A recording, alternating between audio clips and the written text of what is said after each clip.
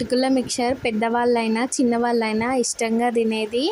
అటుకుల్ని బాగా క్లీన్ చేసుకొని దాంట్లో మరమరాలను యాడ్ చేసుకొని అట్లనే కొంచెం మిక్చర్ని కూడా యాడ్ చేసుకోవాలి. పల్లీలు, పుట్నాలు, బఠానీలు వీటిని బాగా ఫ్రై చేసుకొని అందులో యాడ్ చేసుకోవాలి.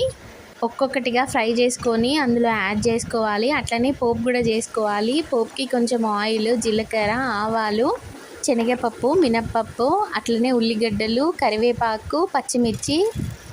చాలామంది పోపుకి ఉల్లిగడ్డలు వేయరు, ఎందుకనంటే ఇది తొందరగా ఖరాబ్ అవుతుందన్న ఆలోచనతోటి అందులో వేయరు. కానీ ఈ మిక్చర్కి టేస్ట్ని ఇచ్చేది మాత్రమే ఉల్లిగడ్డలు.